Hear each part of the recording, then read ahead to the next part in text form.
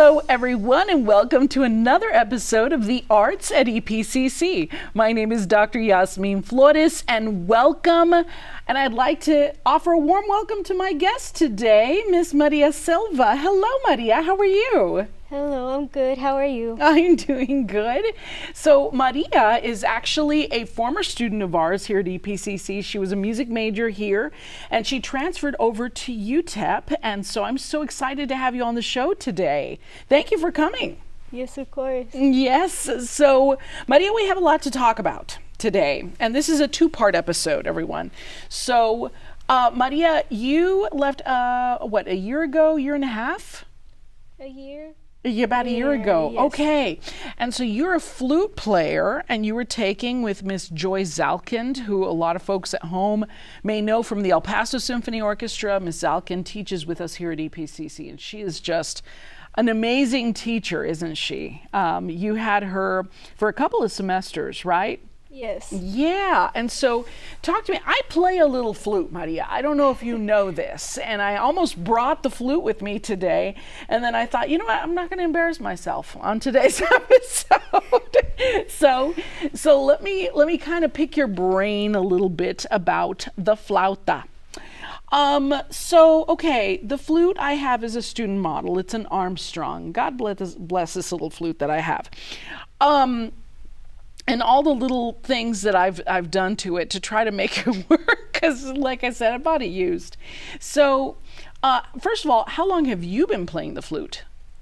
About 7-8 years. Wow! Oh my goodness! And where did you start off playing flute? I started off in middle school. I started off with the student model. Mm-hmm. And then when I got to high school, my dad decided to buy me a professional model.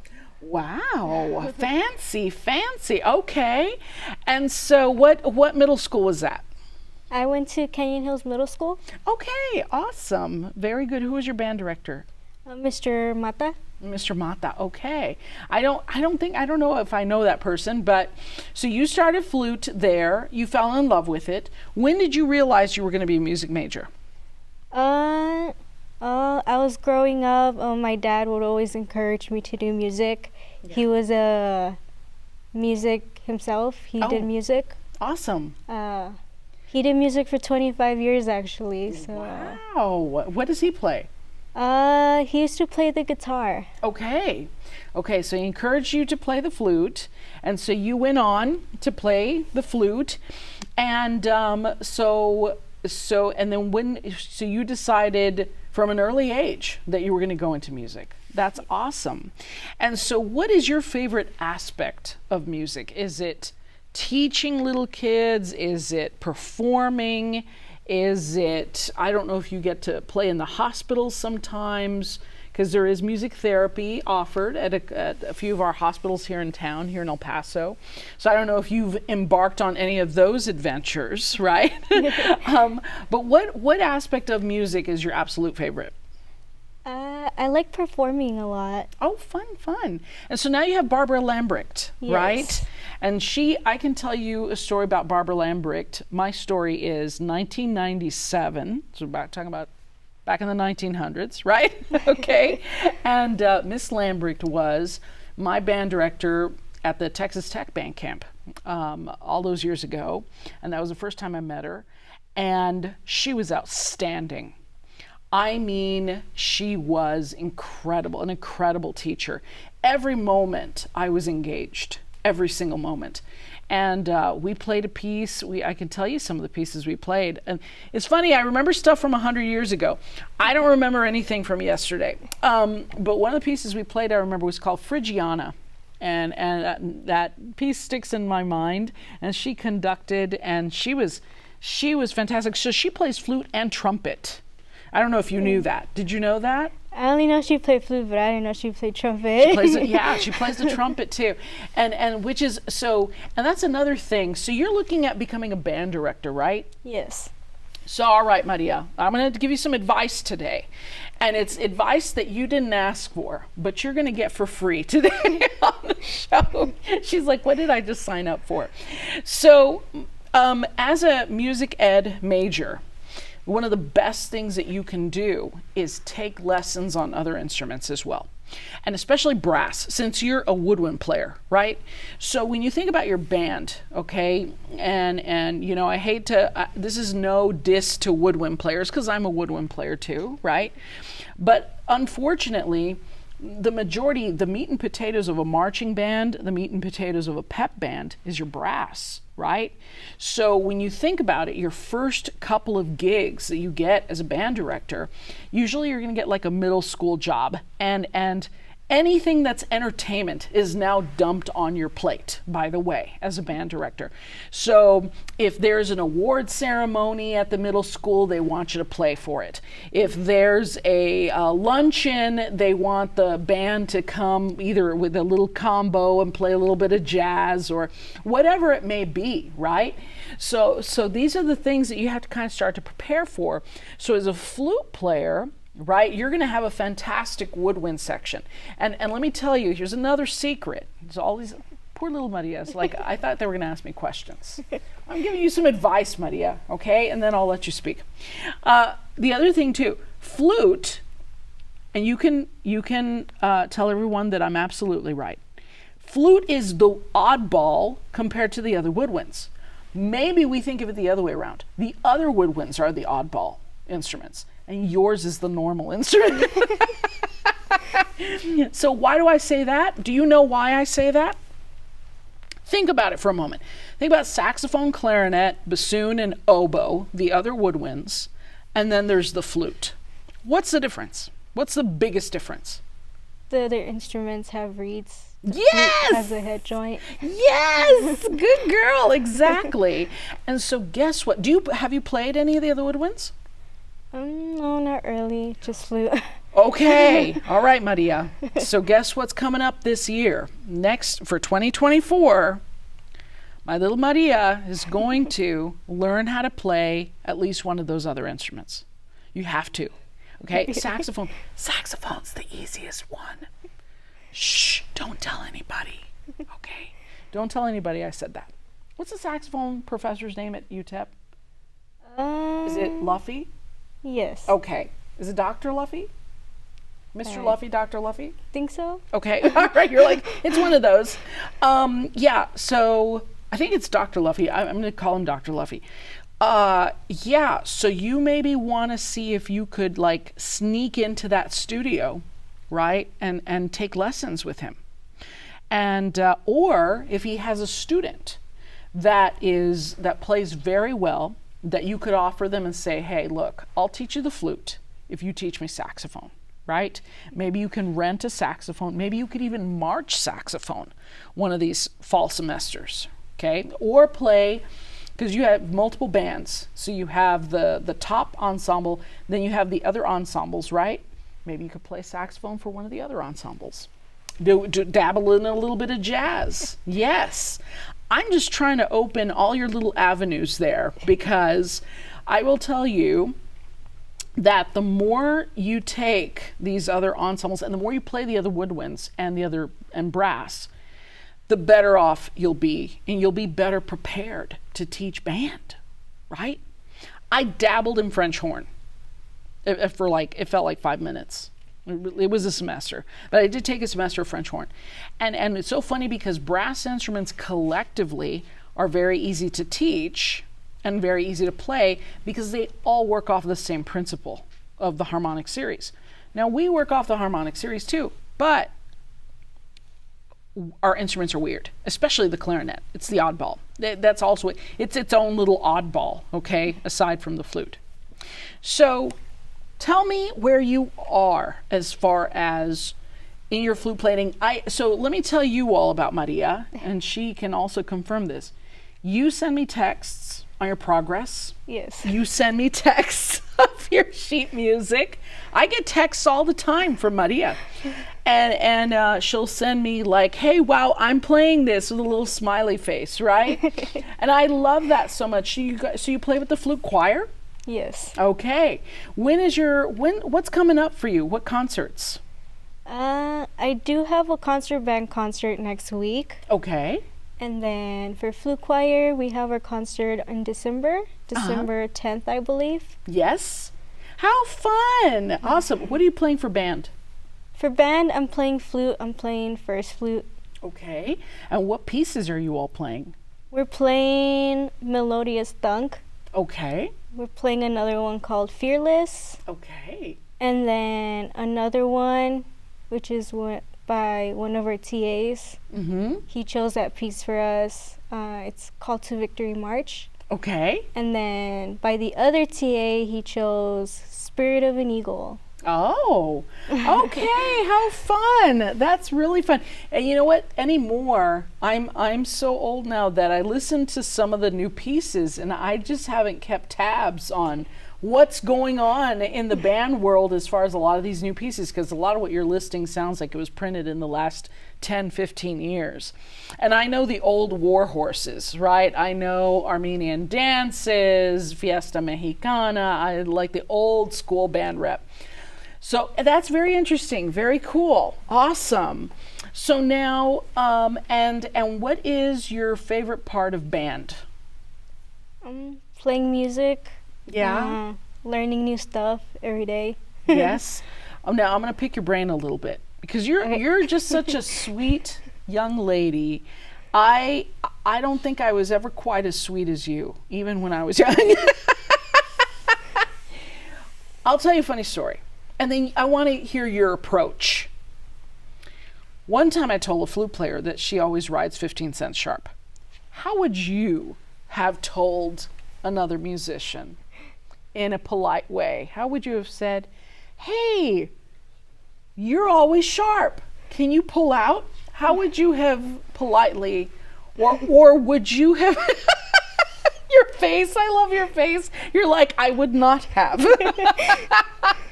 You're like, especially with a flute player. What would you have said? How do you approach others? Because we all have our tuner on the stand, right? Yes. And sometimes if somebody has their tuner put away, they don't know where they're registering, right? And so let's say you see somebody that's riding like super sharp or super flat. Do you, first of all, number one, do you say anything to that student? Well, I would just tell them, okay, well, let's play a note together. If one of us is off, we can both fix it, or... Oh, what a beautiful approach. I love it. And what if you play the note together and they still can't tell? I would just say, all right, you're a little sharp. Why don't you just go ahead and pull out or pull in, or roll out or roll in? Oh, okay. Yes. And she knows the flute secrets too. Because I'm like, roll out on the clarinet. Doesn't work on the clarinet. So, okay. You're so polite. I love it. So cordial. Yeah, I wish I was that way. I just remember this girl, this is years ago. And yeah, she chewed me out for telling her that. But I was like, and then I turned to the bassoonist and I was like, but she's always sharp. And he agreed. He was like, yeah, she's always sharp. So interesting. Okay. Other questions. So have you had the opportunity to play with the orchestra at all? Not with the orchestra. Not with the orchestra yet. Is there a concerto competition at UTEP?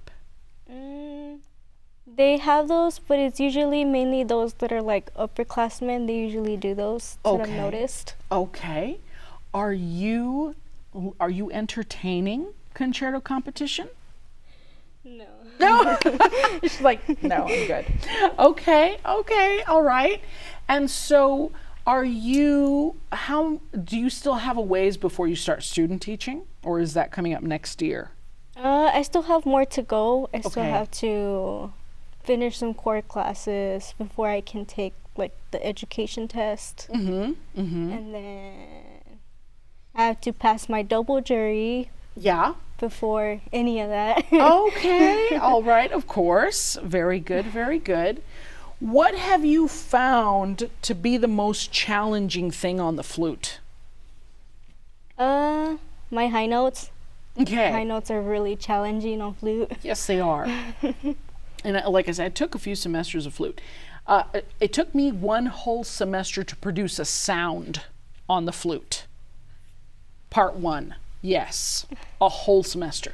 And I kid you not, it was around this date, late November going into December, the first semester that I took a flute. And it was Miss Sally Turk at West Texas A&M. This is a long time ago. But Sally Turk was my teacher, and oh my gosh, I can't imagine how frustrated she was, because any clarinet player most clarinet players that go to flute, clarinet is a really tight, this is our embouchure, right? You're like this little right, chipmunk fish. And you go from this to like, it's just such a polar opposite embouchure, right? And so it took me like 4 months.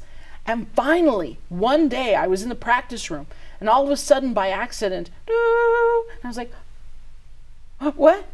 Oh, that's it. And so I started playing, I kept playing, and I was like, and so I quickly walked out of the practice room, and I started knocking on the other practice rooms, like, look. And everybody's looking at me like, wow, it took you this long? Like, I can't believe it took you this long. But finally, when I was able to finally produce a sound, the following semesters, I started to kind of get into the literature, right? And so I know a few little pieces there on the flute, okay? And so I agree with you. The high notes are hard to control. The intonation up there is stupid, right? For me, it seems to depend on the flute when it comes to the low notes, because some folks really have a tough time producing the low notes. How are your low notes on the flute? My low notes, they're kind of quiet, like they're not up to like the same volume as like high notes. Yes. Have you gone to conferences and tried other flutes? No, not really. Not really, okay. Are you, I would do that if you get a chance to go to like TMEA, right? And I would test out some other flutes. What I recall, okay, from 100 years ago, is that there's some flutes that produce some really nice low notes, but then you're going to sacrifice something, right, for that really beautiful low register. So it's always hard finding something that has a very good altissimo, very good top, and very good bottom.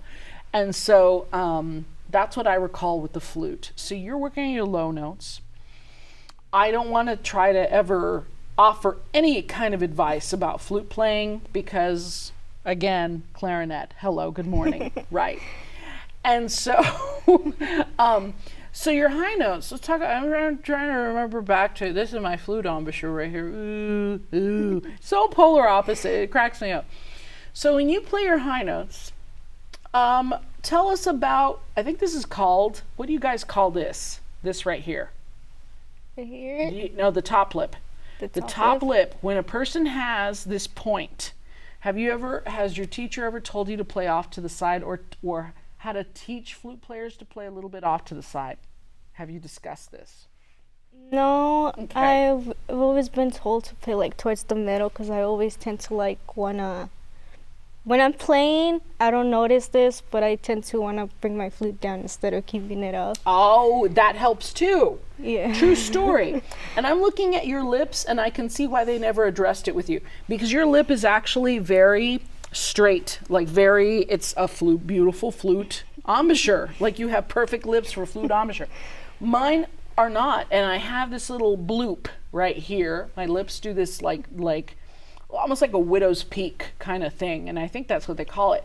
And so I remember one person told me, kind of see if you can play off kilter, right? A little bit off where this is not getting in the way. So this was another idea that came up. And this is stuff you can pick Miss Lambrick's brain about. And say, I spoke to Dr. Fleur, she had all kinds of wild ideas, right?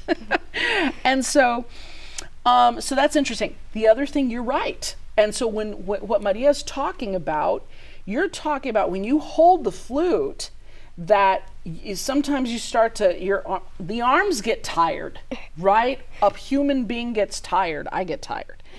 And so you start to kind of droop a little bit. And what happens is the angle of the flute starts to go like this, right? Because the flute's not going to bend. It's not going to fold in half for you. So you start to kind of droop, and so it starts to do this. And so the sound changes, right? Just everything that you're producing here. This is your embouchure. So you always have to maintain it, right? You always have to. Do you do like weights? Do you lift weights? No, I don't do weights. Okay.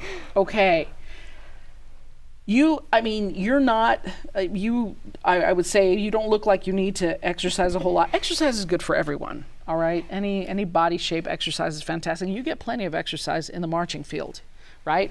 So, I would recommend exercise if you're going to perform. Are you doing a junior recital? Not a junior recital. At least I don't think so. Okay. I've seen Miss Lambrick, she should do a junior recital. There. I'm just already announcing it. I'm like, Maria should do a junior recital. Here's my thing. The more you can perform, the more you can get out there and perform, Maria. You'd be doing yourself, not only yourself a favor, your students a favor. Because every experience brings about, every performance brings about just all this brand new knowledge that you never had, right? Anytime I play, I've played at hospitals, I've played obviously huge stages, smaller stages, restaurants, various establishments, and there's always something new to take into consideration. So right now, while you're young and you have the energy to go out every Friday, Saturday, Sunday and perform somewhere, I say do it. Do it. Because you're going to get to my age and you're like, I don't think so. Right? Like, hand it off to somebody else. And you're going to learn so much from every performance that you do. Microphone setup, the stands. I played a gig in Florida. This is a funny story. We played on the catwalk. That's where they put the ensemble. Are you ready for that one? So if you, for those of you that don't know what a catwalk is, there's two ways to do a catwalk on a stage. Typically, most stages have this, it looks very dangerous. It is very dangerous, let's face it. It's like a metal grate that goes across the middle of the stage that's basically for people that are there to set up the stage. It's for people to set up the lights. It's nobody should be up there for a long time, okay? And so typically it's right in the middle of the stage, and there's this long, narrow metal grate that you use to adjust lighting, to adjust whatever. But this stage that I performed on had the catwalk in the back, and it had it like a piece of cement that was sticking out of the wall. And I would estimate if this is a foot, 2 feet, maybe 2.5 feet wide.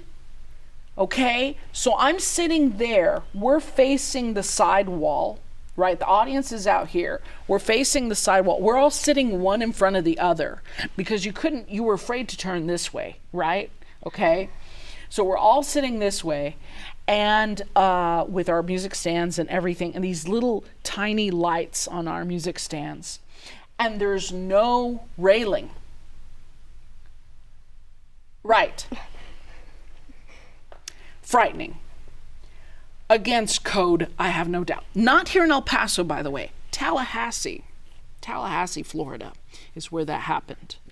Terrifying. I couldn't think about the good news was there was a curtain there.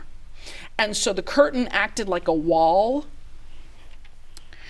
So you weren't terribly frightened. It was the back curtain, kind of like this one. It was the back curtain. And so the back curtain was literally like pasted up against this block of cement sticking out. And so it made your brain think it was a wall, but it's not. Like you could have just rolled right off.